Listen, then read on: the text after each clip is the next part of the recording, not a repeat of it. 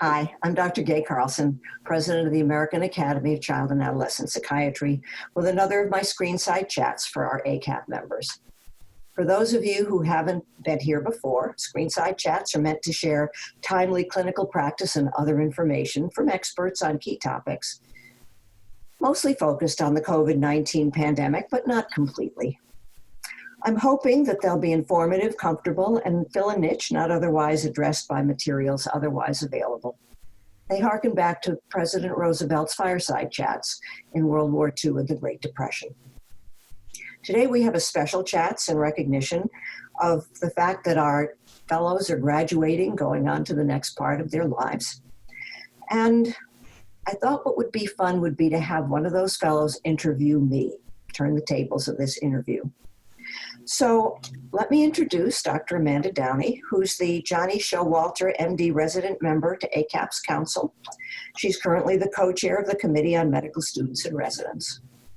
She's soon to be graduating from the Triple Board program at Pittsburgh, at the University of Pittsburgh Medical Center, and will be joining the faculty at the University of California in San Francisco. She'll be the Associate Medical Director of the Eating Disorders program, and she will be traveling there with her fiance and a Great Pyrenees, which I looked up online because I'm not a dog expert, and they are big dogs, but they are really cute. Anyway, she will be traveling out there with her fiance to start her new life. So Amanda, I'm going to turn it over to you. Thanks so much, Dr. Carlson. So I have the pleasure of introducing you all to Dr. Gate Carlson, who, as you know, is the president of AACAP until October 2021. Before that, she was on council, and before that, the program chair for 4 years. Her presidential initiative is emotion dysregulation in children, coming together to treat the sickest kids. She's also a busy professor of psychiatry and pediatrics at the Renaissance School of Medicine at Stony Brook, formerly Stony Brook University School of Medicine, where she founded and directed the division until 2013. She is still married to her medical school cadaver partner, Dr. Harold Carlson, and they have 2 sons, one of whom is a nursing supervisor and the other a TV reporter. Dr. Carlson, so excited to be with you today. So I want to explain a little bit about what we did to make this happen. First, we polled graduating fellows from all over the country to really hear what was on your minds. We wanted to know what questions you had, what comments you had for Dr. Carlson, and we got a sample from all over, got some great questions. Secondly, we actually reached out to training directors across the country to compile a list of graduating fellow names, and you'll see those names scrolling on the side of your screen during this chat. This was our way of just recognizing the accomplishments of graduating fellows all over the country, and also knowing that, right, our graduations are going to look a little bit different this year. So we wanted to do something special in acknowledgement of that. So Dr. Carlson, you have so much experience and wisdom, and we got such great questions from all over the country. I figure let's just dive right in. Dive away. So, you know, there was a lot of interest from fellows about what the beginning of your career looked like. What made you successful? How did you get your start? And so folks really wanted to know, what was really like the toughest lesson you learned as an early career psychiatrist? I gave that question some thought. Amanda gave me a hint as to which question she was going to ask me, so I wouldn't sit here and go humma, humma, humma. And so I thought about that, and I was going to give you some great, profound, thoughtful piece of advice. But you know what I really didn't know how to do when I finished my training is I didn't know how to negotiate. I did not know how to look out for myself in terms of getting a job. And it was a tough lesson because for my first job after, well, I finished UCLA and I stayed on the faculty for 8 years. And then my next job, I just figured they gave me the salary they gave me and I didn't give it another thought. And I found out I should have negotiated. And that was something that I think may not be as much of a problem now. There are more women in medicine. There's more women in child psychiatry. I think we take care of each other better. We look out for those kinds of things. But that was a lesson that I learned through experience, and it was a valuable one. think that's a great thought, and we probably don't talk about it enough in training, how to negotiate. But I heard a few things. Certainly, there are more resources now, and reaching out to mentors is probably a good way to learn a negotiating skill. Yeah, well, I think that's right, and I think money is something that we're embarrassed to talk about. I don't know. It's like, gee, I shouldn't bother my professors who want to know from me how to use this medication, how to do that therapy, or what diagnosis to make. I can't ask them, what do I do to go in and get a job? Don't make that mistake. People will be more than happy to, I think, share their experiences with you. I know I would be. And I think in my experience, mentors are willing to role play with you, negotiating scenarios. And so asking for that might be a fruitful experience. Yep, absolutely. You know, whether this is right or wrong, I think there is still this tension that young physicians feel who balancing families and young children and going into new academic or professional careers. Do you have advice for the new early career psychiatrist who's struggling to balance all of those things? I guess two things. First of all, it's tough. It really is tough. We put off having kids until I was done with my fellowship. We didn't have a support system where we were. We didn't have a lot of money. And so we couldn't raise kids the way I wanted to raise them. So you have to have reasonable expectations of yourself. My husband is also a professional, and we had to do a give and take in terms of how we managed our careers, how we managed where we were, how we managed the kids. And speaking of negotiating, it wasn't a negotiation. Well, this is my turn. No, it's my turn. It wasn't that kind of a negotiation. But you're sort of thinking about how you manage those things. It's not easy. The other thing that I was thinking about was a woman who was kind of a mentor to me. You know, one of the things that we're missing in this COVID business is casual conversations with each other, right? So we're having a formal conversation. We can't chit-chat in the hallways or the way we do. Well, one of the chit-chats I had was a woman, her name was Irene Goldenberg. She was a psychologist at UCLA, and we used to talk about things. She was older than I was, of course, and I looked up to her. And she said, Jay, one of the things, if you're going to be a professional woman, you have to learn is one action always should accomplish at least two other things. And this is a direct quote. So when I answer the door, I have a dust rag in my hand and I dust the furniture on the way to opening the door.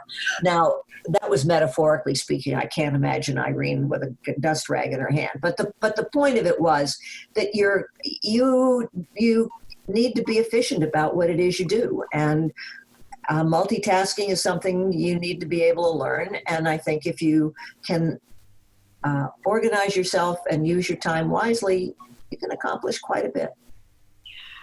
So you feel like it's doable, even though, right, the landscape has changed so much since you were an early career psychiatrist. You know, that's a fair observation, Amanda. I don't know that I would be able to do now what I did in my first job. My first job was running an inpatient unit at UCLA. And I remember, well, when I had my first son, I worked half time because that was what I wanted to do. I wanted to be home with my son. For my second son, I had things a little bit better organized. And but I could leave the job. I could leave the job at 4:00 in the afternoon. And I remember when people would say, oh, do you have a minute? Yeah, walk me to the car.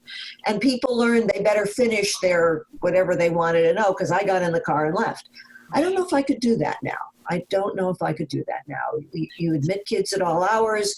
The demands are different. So I don't know that I could do quite the same thing, and I'm humble about it. But I think the same observation is true. You really need to be thoughtful about how you're expending your time.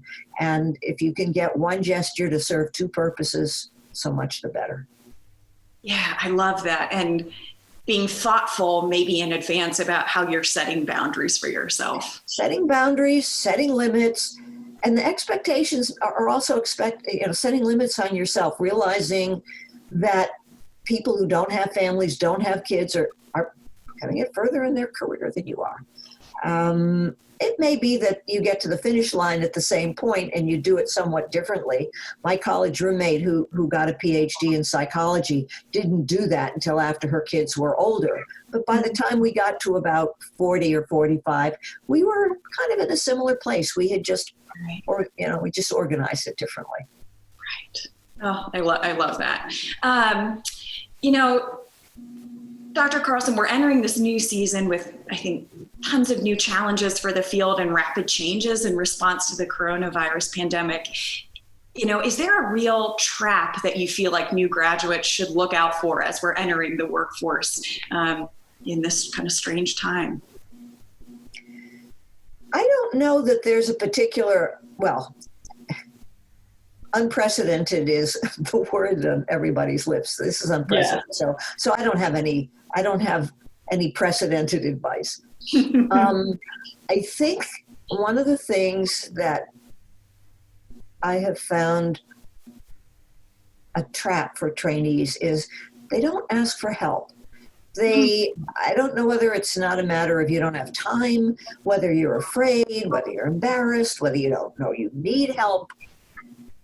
But asking for help is really important. Nobody expects you know everything when you finish your training program. You just put your toe in the water at that point. We've hopefully given you enough training so that you know where the water is and you know where your foot is and you can put your foot in the water. But it's by no means everything that you have to know. You really, please admit when you don't know something. Saying to a patient, I can't answer that question. I can find out. I don't know whether I don't know it or nobody knows it or there's not an answer to it. I'll see if I can find out and get back to you. And, if your professor or somebody asks you a question you don't have an answer to, don't BS them. Say, you know what, I don't know. Help me think about it, or tell me where to look, or give me a reference. But ask. I love that. I think there's been a lot of recent talk about this phenomenon of imposter syndrome, right? And so recognizing that we should feel confident, we've had good training, we've dedicated our life to this, and also we need to stay humble and ask. And we have great mentors in the field who are willing to serve in that role for us. I love that advice. So staying humble, asking for help when you need it. Yeah. I think one of the things that you learn is that development is something that continues. It isn't development like the difference between a 3-year-old and a 5-year-old. I think the difference between a first-year fellow and somebody who's been out for 5 years and somebody that's been out for 15 years, there's a developmental progression that goes on. Mm-hmm. I think of myself as a young faculty person, and as you know, I've been in academia my whole life, but I think of some of the things that I said and I did and I assumed, and I go, it's embarrassing. On the other hand, I was young and stupid. And so I hope that the people who were with me at that time cut me a little slack and gave me some forgiveness. I know that it's helped me try to be the same way with younger people that I think have a lot to learn, and say, some of this I can help them with, and some of this it's like your teenage kids. They've got to learn it for themselves. So I don't think that's a COVID-19 issue. I think that's a developmental thing. Yeah. And I think, for us to hear from mentors that you have made mistakes, you have asked for forgiveness, folks have helped you along the way. I think that's comforting for us launching into this new world and knowing that we're going to make mistakes and that's okay. And I think, as you get into when you get older and you're at the peak of your career. I remember when I first got to Stony Brook and I started the division, and there really weren't very many people there. And one of the first people I hired, who's still there, Dr. Judy Kroll, has been our training director for many years. And I remember she was a junior faculty person, and she came into my office and she asked me some question. I can't even remember what the question was. But anyway, she asked me a question that I didn't have an answer to. And I remember desperately looking around like, who can I call? Because I was used to being at large centers where, there was somebody I could call. And there was nobody. And I thought, oh my God, it's me, the one that has to answer that question. But there's always the phone. There's always email. There's always a way to get help. So, I don't think that changes at any age. Yes. Oh, I love that. Dr. Carlson, we got a lot of questions from graduating fellows about obviously how rapidly things are changing in response to COVID-19. And I know the Academy has addressed a lot of things related to that. But I'm curious to hear from you, what changes do you envision or hope for in the field really following this crisis, be it from an advocacy standpoint, regulations being lifted? What do you see as kind of the immediate future of the field? Well, the good news and the bad news, and I don't think these are innovative thoughts. I think everybody has been impressed with two things. First of all, how well telepsychiatry has worked, and I call it cheap man's telepsychiatry. Cheap man's telepsychiatry being sort of what we're doing here with a Zoom call, and getting our patients online and talking with them. And so the good news is that's working surprisingly well. The bad news is that there are some things you can't do with telepsychiatry. And I think it's incumbent on us to reorganize and come up with ways of saying, okay, these are the ones we can do and these are the ones that we can't do. So that's a whole new learning paradigm. I know for me, who's done structured mental statuses for most of my life, I can't do the same thing now. I have to come up with a whole bunch of new norms. But I think it's been an interesting and positive experience having that. I think getting rid of some of the stupid rules that we've had that have saddled our progress, we don't miss. One of my colleagues was talking about, in the telepsychiatry business, how many emergency room visits he saved by being able to call somebody back and talk down a situation. And he was pleasantly surprised how well that worked. Well, that's a no-duh. Why haven't we been doing that? Well, we haven't been doing that because we don't get paid for it. Okay? Yeah. So, the question about what kind of progress we can make if we didn't have some of the barriers that we've got, I think we could make a whole lot of progress in terms of providing better health care and taking our scarce resources and using them better. So those are on the positive side. Mm-hmm. On the negative side, and I don't think that I don't know that I can say that this has anything to do with COVID-19, but it's certainly the way I've seen things. I'm going to get on my soapbox for a minute here. We are destroying training, okay? We are destroying training. The amount of time junior faculty and senior faculty have to spend generating RVUs is not helping progress. The kind of supervision that we can give our trainees, and you've only experienced what you've experienced, and I don't know what you have at Pitt.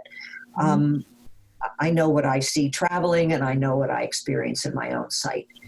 We don't spend nearly the amount of time with our trainees that I got when I was a fellow, and that I gave up until about 5 years ago. Wow. Okay.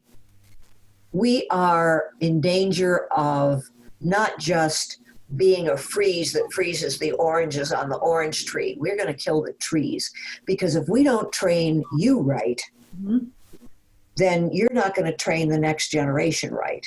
And in, basically one generation, we will have, and this isn't just true for child psychiatry, by the way, I think this is true for all of clinical medicine.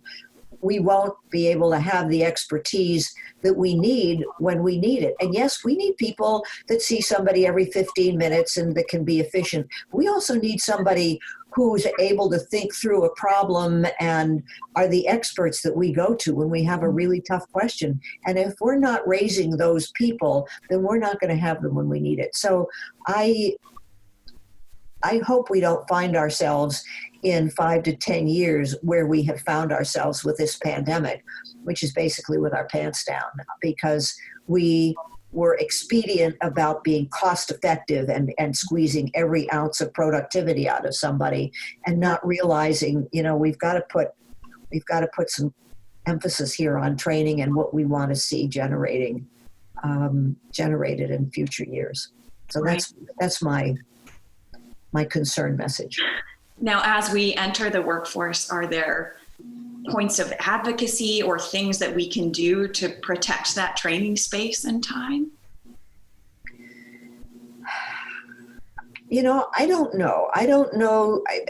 I think probably the piece that COVID is going to make even worse is hospitals are in even bigger trouble than they were before. I mean, the amount of money that I'm sure our hospitals have lost in taking care of really sick people, and I don't know where the money's coming from now. I'm humble enough to know that I don't think people have come up with some of these productivity things just because they want to destroy training. All right, I'm not that stupid. Yeah. I think that some of the productivity demands are because people want better salaries. Mm-hmm. When I was a junior faculty person, I had a working husband, and between the two of us, we made a living wage. But if I'd been in private practice, I could have earned a whole lot more. Yeah. So if you're going to recruit me into academic medicine now, maybe I want a good salary. Well, the salary isn't going to come from the sky. The salary isn't going to come from the dean. The salary isn't going to come from the chairman. The salary's got to come from someplace. And so we sort of come back down to appropriate reimbursement. We come back down to appropriate expectations. We come down to having something worth buying. Mm-hmm. It's a complicated issue. It doesn't lend itself to a simple solution. I'm just here to say you need to be mindful of the future and the fact that training isn't something that that's not a can you can kick down the road, because there won't be anybody there to do it when you kick the can down the road, just like there weren't any respirators when we needed them, and then we had to scramble and never did get an adequate supply of them. So I just want people to be mindful of that now. And I'm sorry to come back to the same hobby horse, but I really feel strongly about that one. No, I think, and especially in light of the workforce shortage, right? I think the next generation has to be mindful of those things and care deeply about training to preserve its importance. So thank you for that. Dr. Carlson, I know we can't do this, but if we could send you back in time and tell yourself something, your younger self, or give yourself advice as you were graduating fellowship, what advice would you give to yourself? Well, first of all, I have to say that that concept of talking to your younger self, my friend Harold Koplowitz has a whole series that he does in Mental Health Month, the month of May that just passed, where he has all sorts of celebrities in trying to destigmatize psychopathology, psychiatric disorders. He's got this talking to your younger self, and it's kind of fun to watch the celebrities talking to their younger self. So it's not a concept that's totally foreign to me. If I were to talk to my younger self, I would give myself the pep talk, or I would come up with some wisdom. Like, there's a wonderful graduation speech that it's called Wear Sunscreen. I don't know if you've heard of it. People might want to look it up afterwards. A columnist named Mary Shimich from the Chicago Tribune came up with this graduation speech in 1997. It starts out with wear sunscreen. There's all sorts of evidence as to the effectiveness of sunscreen, wear sunscreen. And then she goes on talking about words of wisdom. And she ends up with, but trust me on this, wear sunscreen. So I love that talk. I've adapted that to 2020, and I'm going to say, wash your hands, okay, for 20 seconds. The masks, I can't say take to your grave, wear masks, or God help us, I hope I don't say take to our grave, stay 6 feet apart. Please. But washing your hands is something, it's probably a good thing to do for the rest of your life. So let me start out with a wash your hands. Oh. I have a sign in my office. It says, "In God we trust, everyone else shows us data." Mm. I was given that actually when I finished my training at NIMH. And it's something that I've stood by. I think that there's lots of opinions out there, but where possible, I would like to have evidence to back up what I'm hearing. Mm-hmm. Make compromises. You're going to have to make compromises in your life, and be prepared to make compromise. Mm-hmm. Don't compromise your integrity. Mm. The point at which, somebody is asking you to do something that's wrong, don't do it. That sounds maybe a little sanctimonious, but that's one corner I don't think you should cut. If you decide to have a life partner, find someone who'll be the wind beneath your wings, and you can be the wind beneath that other person's wings. You were sort of asking me before about having a family. As I said, I think there's a give and take there. Careers are definitely more complicated with a partner and with children, and you need to know that going into it. It's certainly got its pleasures and it's got its pains. Mm-hmm. And as Thumper's mother said, I think you have to take the leaves as well as the flowers. And so, be prepared for that. Similar to choosing your partner wisely, choose your boss wisely. If you have a choice, choose your boss wisely. You need to find somebody that understands the value of a good colleague. Mm-hmm. You want to have somebody who's mature enough to look on you as a mentee, as somebody who they will help up the ladder and not stomp on your hand as you're trying to climb up. Somebody who, the way a parent takes pride in the accomplishment of their children, looks at the accomplishment of their junior colleagues as something that they can take pride in and not consider it a threat. Mm.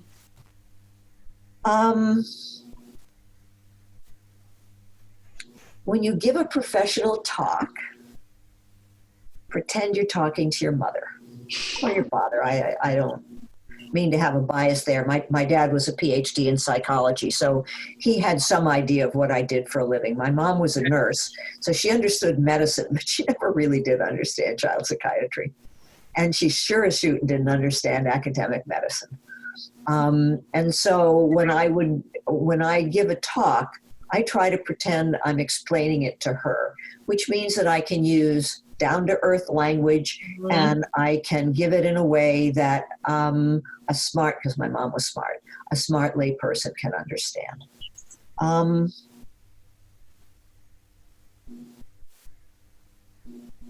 We're in a collaborative profession.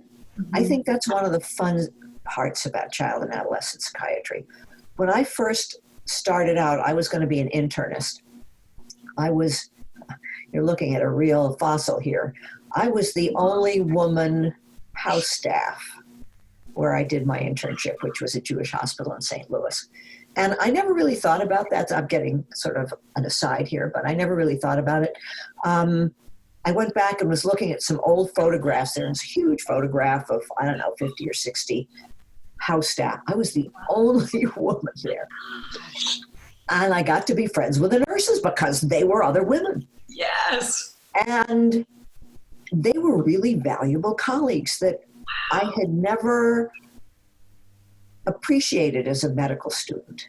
Yes. And I really learned how valuable the collaboration was and how important a good nurse was. Yes.